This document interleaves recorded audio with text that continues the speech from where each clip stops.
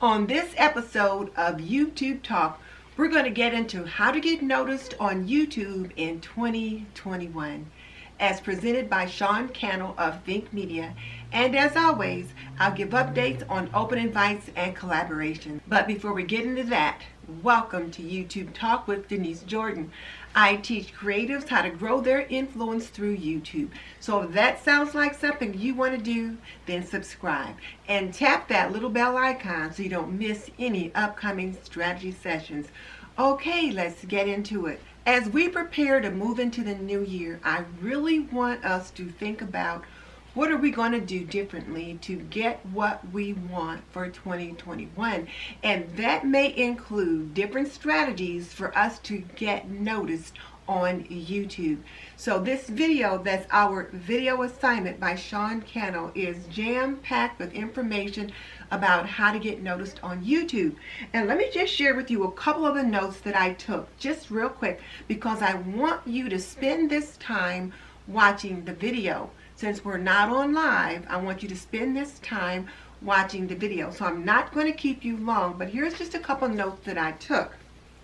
So according to Sean Cannell, to get noticed on YouTube in 2021, there are three primary areas that you really have to drill down into to get noticed for 2021. The first one of those is to examine what it is you do on YouTube. Like, what is it that you do on your channel? What makes you unique? Like, how are you different? So for me, my thing is homemaking, and there are a lot of channels out there on homemaking. So how am I different? Well, I hope to be that traditional homemaker, the modern June Cleaver on YouTube, where I teach young homemakers and sometimes even seasoned homemakers how to do certain things in their home. It's a skill set that I have mastered and that I am sharing with others. How am I different? Well, I tend to take a tutorial approach, as some people tend to say I'm a little wordy, but I try to give step-by-step instructions on whatever it is that we're doing. So that's my difference, is that I'm more from a tutorial perspective. The other thing he says we need to consider is, have you niched down? So where are you in that particular category that you're working on? Have you really niched down so that you're speaking to a particular audience? And then one of the power tips that he gave was to choose a niche in a proven, profitable genre. I'm just going to leave it there and let you listen to the video and get what he has to say about that. But I thought that was pretty powerful, to choose a niche that was proven and profitable. And so as you think about those, apply that to the channel that you are currently managing. Is the niche that you're in proven, and is it profitable? And then the second thing he said we should focus on is how, and that is, how are you different? How are you different? And he always says different is better than better. So how are you different? And then the third ring that he addresses is the why. Why are you doing what you're doing? Why are you on YouTube? And all of that brings a lot to bear on what it is you do, how you go about doing it, and who it is that you're trying to reach. So think about those three things as you watch the video and as you put into place your goals and objectives and plans for your YouTube channel for 2021. So when he asked what was the aha moment for this particular video, for me, the aha moment was different is better than better. So I am not trying to be exactly like some of those other homemaking channels that I see on YouTube. I'm trying to be myself, and based on being myself, I've been growing a nice, neat little following, and hopefully I'll continue to grow more. But again, different is better than better. So how are you different so that you can be better? And then one other thing that I want to point out is that when you get towards the end of his video, he talks about moving into the last quarter of the year, and this video was made for 2020 and 2021. But what I want you to think about as you go through this video is the first quarter of 2021. How can you apply the concepts and the strategies from this video into your planning for 2021? Let me show you what I plan to do. I got my Inkwell Press planner out. I've already ordered my new inserts for 2021. And I'm already thinking about my mission board and my goals for January 2021. So I've got like little stickers here all over the different goal areas as to what it is that I want to focus on. And I've got YouTube on 2 of these hexagon squares on how I want to do things differently for 2021. So that's number 1. The second thing I'm going to be doing is using this planning calendar so that I can plot out what videos I'm going to do, but not only what I'm going to do, but when I'm going to do them. I don't know, 2020, I just felt like I was always like the little hamster on the treadmill, just behind the 8 ball, trying to get my videos done and out in a timely fashion. And sometimes I make it and sometimes I don't. So I really want to try to change that up for 2021. So I plan to do a better job of using my calendar to plan for 2021. What are you going to do differently? Inquiring minds want to know. And then the other thing that I'm going to continue to do is write down the metrics in my daily planner. So for example, I always track my watch time, my views, my subscriber change, my total subscribers, and my estimated earnings just about every day or every couple of days, and I jot it down in my planner. I want to continue to do that. One of the things that I've noticed already is that my numbers are dropping. My watch time is dropping.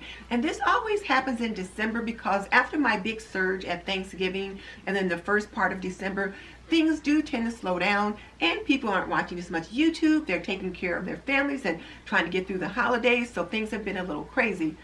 But I need those numbers to stay up. So I'm trying to put some plans into place that I can work on for the next couple of days to try to get myself a little boost, a little bump in that area. And then I've also got a goal planning sheet that allows me to check in January, February, and March for that first quarter to see where I am. So that's what I'm planning on doing, and I'm hoping that all of you will join me in coming up with some kind of a plan, a calendar for your YouTube business for 2021. And one of the things that I want to bring up, we did address this topic once before when I was reading out the list of open invites and collaborations, and one of the sisters said, you know, that's an awful lot of tablescapes. And then another sister said, you know, yeah, that I was thinking just the exact same thing. So what I want you ladies to think about is how many tablescapes your audience is willing to absorb. Are doing all of these tablescapes getting you the results that you want? If your channel is growing and you're getting the results that you want, then keep doing what you are doing. But if you're not getting the results that you want, what is it that you need to do differently to get the results that you do want? So I'm going to leave you with the 3 questions that we always have. What do you need to start? What do you need to stop? And what do you need to continue? And backing up just for a second, when I was telling you about my numbers, one of the things that Sean always tells us, and I think he got this quote from Peter Ducker, is that what gets measured gets improved. So when I track those numbers every day, I am measuring them, and then I will put strategies into place to try to improve them. So I am encouraging you to do the same thing. Choose a set of metrics that you can focus on and that you can figure out how to improve them. And then I'm also going to try to do some shorts. I'm going to try to dive into that new format that YouTube is promoting, the YouTube Shorts. And these are videos that are less than 60 seconds. I looked at one the other day. It just popped up on my feed. I don't know why or where from. Wasn't a person that I ever looked at before that I would typically watch, but it popped up on my feed. And she was making some kind of a soup. So I thought, let me check it out.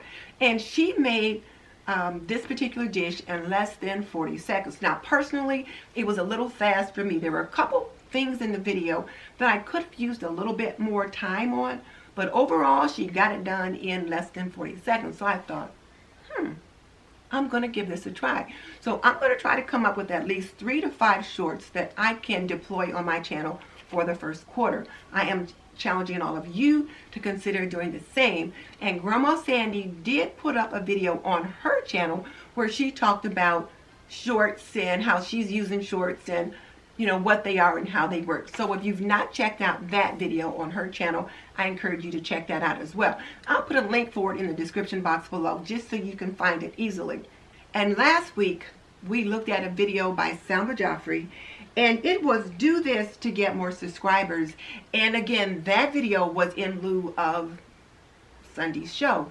I got an email back from Mary at Rocky Mountain Gardens, and she said that was the best video assignment we've had. So that video was packed with information as well. So if you missed that video, you need to back up and take a look at it. I will link it in the description box as well. So tonight's video assignment and last week's video assignment will be linked in the description box, as well as the video done by Grandma Sandy on YouTube Shorts. So I'll link all 3 of those in the description box.